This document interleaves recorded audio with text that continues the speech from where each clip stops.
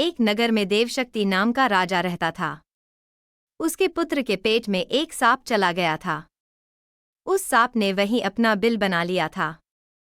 पेट में बैठे सांप के कारण उसके शरीर का प्रतिदिन क्षय होता जा रहा था।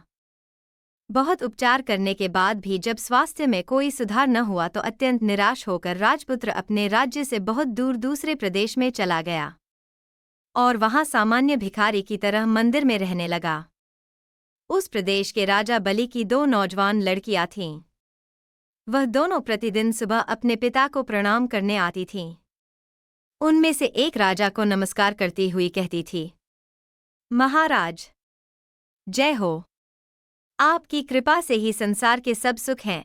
दूसरी कहती थी, महाराज, ईश्वर आप के कर्मों का फल दे। दूसरी के वचन को सुनकर महाराज क्रोधित हो जाता था।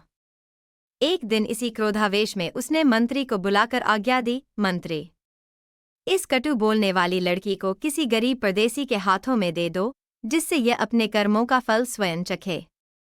मंत्रियों ने राजाज्ञा से उस लड़की का विवाह मंदिर में सामान्य भिखारी की तरह ठहरे परदेसी राजपुत्र के साथ कर दिया। राजकुमारी ने उसे ही अपना पति मानकर सेवा की। दोनों ने उस देश को छोड़ दिया। थोड़ी दूर जाने पर वे एक तालाब के किनारे ठहरे। वहां राजपुत्र को छोड़कर उसकी पत्नी पास के गांव से घी तेलन आदि सौदा लेने गई। सौदा लेकर जब वह वापस आ रही थी, तब उसने देखा कि उसका पति तालाब से कुछ दूरी पर एक सांप के बिल के पास सो रहा है। उसके मुख से एक फनियल सांप बाहर निकलकर हवा खा रहा था। एक दूसरा सांप भी अपने बिल से निकलकर फन फैलाए वहीं बैठा था। दोनों में बातचीत हो रही थी। बिल वाला सांप पेट वाले सांप से कह रहा था, दुष्ट, तू इतने सर्वांग सुंदर राजकुमार का जीवन क्यों नष्ट कर रहा है? पेट वाला सांप बोला, तू भी तो इस बिल में पड़े स्वर्णकलश को दूषित कर रहा है।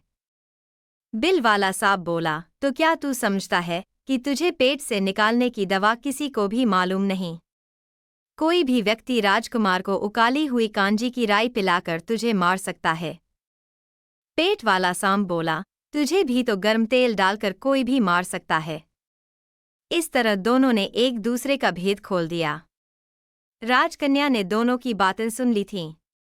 उसने उनकी बताई विधियों से ही दोनों का नाश कर दिया। उसका पति भी निरोग हो गया और बिल में से स्वर्णभरा कलश पाकर गरीबी भी दूर हो गई। तब दोनों अपने देश को चल दिए।